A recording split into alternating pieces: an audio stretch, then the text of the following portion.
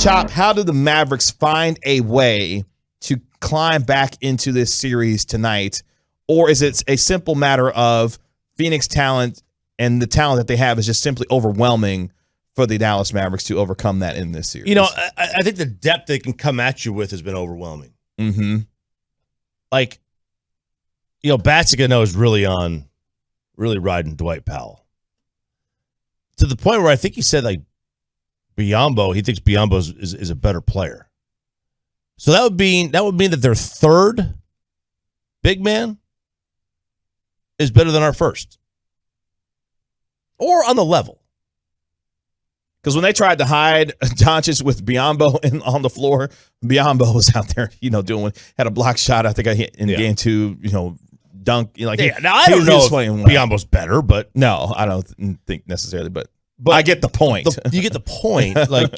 They're just a deeper team, and they're the 1 seed for a reason. They won 60 games for a reason, and they won the West by 8 games for a reason, and we didn't.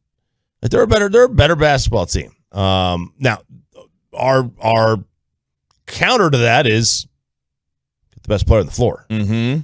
Who's been dynamite so far in these first 2 games. Yes, absolutely. For the Mavericks. The problem is they've got the second best player on the floor, and the third best player on the floor, and the fourth best player on the floor. And maybe the fifth, maybe not, probably not, but you get the point. Like they've got 2, 3, and 4. Phoenix is deep as a team collectively.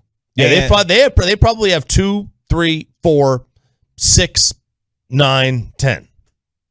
They've probably got 70% of the top of the 10 best players in this series. They probably have 7 of them. Well, just think about the numbers, and we'll start with Doncic that he's put up in this series already. He's got 80 points in the first 2 games. He's literally averaging 40 a game. He shot nearly 60% from the field in game 2. Shot 50% from the three-point line. Shot 80% from the free throw line. Like, there isn't much more that he can do from an offensive standpoint. Now, people will get on him about him needing to share the ball more. I mean, my man did have 7 assists in game number 2 as well. There's only so much he can do because when you look around, again, Dorian Finney-Smith, Reggie Bullock, Spencer Dinwiddie, these guys have to come along with Luka Doncic. He's going to put them in positions to be successful with the kind of passing and creation that he does offensively. It's up to the guys around him to knock down the shots that they're going to get open when it comes to Doncic and his ability to get to the basket and then create for everyone else. Now, what people have really gotten on him for, obviously, is what happened in game 2 and how much that Chris Paul exploited him in the fourth quarter, especially Chris Paul hunting for Luka Doncic and pick and roll and screen and roll situations, and he devastatingly killed the Mavericks in that situation. They've got to find a way. Sean Sweeney, the defensive coordinator for this team, has been really good for them all season. They've got to find ways to help Doncic and protect him more when it comes to Chris Paul and Devin Booker hunting Doncic to try to find that matchup to try to utilize him on the defensive end. That has to be a real change in tonight's game defensively for the Mavericks and how they get after Paul and also Devin Booker tonight. Well, look, it does. I mean, Chris Paul is going to try to hunt Luka, and so is Booker. They're going to try. The task for the Mavs, maybe do you play some zone? What do you do if your kid? Jason Kidd made what we thought all was a great game plan against Utah. Limit them, when Luka wasn't playing those first couple of games. Limit them to fewer than 30 3-point attempts. Kind of slow the game down. Mm-hmm. And it was brilliant. It worked. And now, for this one, he's got to come up with something else. What they've done defensively has not worked in the first 2 games of this series. Go look at the points Phoenix put up. They have not worked. Game 2, it's ironic. Game 1 was a closer score, but a bigger blowout. Yeah, because Phoenix controlled the game from the outset. The whole game, and then they kind of get, they allowed, I don't say garbage buckets, but, they didn't play. They gave up. They took the gas. They took the foot off the gas late. Meanwhile, in this game, the Mavs were in control of the game at some point in the second quarter. They had a halftime lead by 2. Yeah, and then even you get the third, and it was like, they're still there. They're still very much there. And then Phoenix pulled away. So I think the score was closer to being, I thought game 1. The Mavs were much more competitive in game 2. Yeah, the game 1 score was really how game 2 played. And vice versa. The game 2 score was really how game 1 went. Mm-hmm. So they're not they're overmatched, but they're not like they don't belong on the same floor as this team. But they've got to play a perfect basketball game.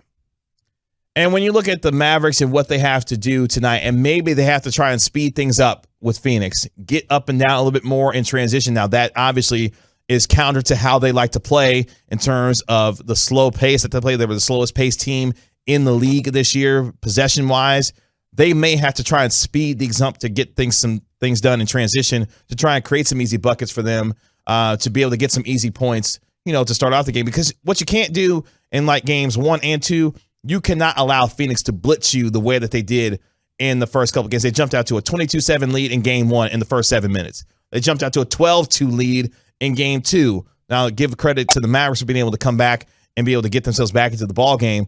But you cannot allow, you have to do to Phoenix what they did to you in the first 2 games. Keep this crowd in it. Give this crowd a reason to stay in it all night long. And you have to come out fast in the first 5 minutes, to me, to set a tone that tonight's game is going to be much different than what it was in games 1 and 2. Because if you can keep this crowd in it tonight, they'll keep the Mavericks in it from an energy perspective.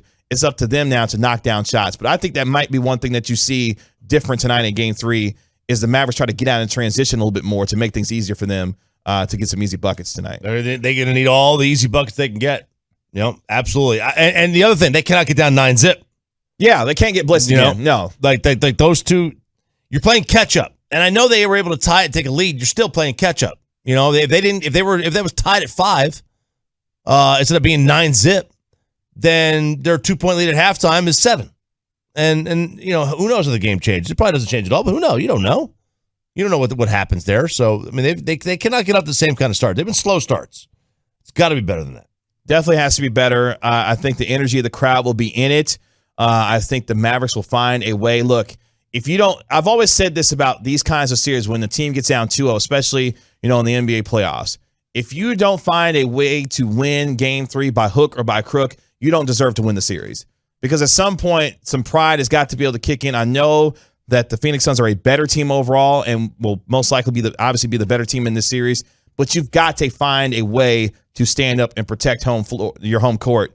And the Mavericks have that opportunity to do so tonight. If they can climb back into this series. If not, this thing could be over as soon as Sunday. Like, that's what we're talking about here. We talk about must-wins. You're in that situation. The Mavericks have to be the more desperate team tonight to find a way to get a win. If not, this thing could be over. There could be another kind of Mother's Day massacre, and I'm not talking about the good one that the Mavericks were on, way back when. It could be another one on Mother's Day.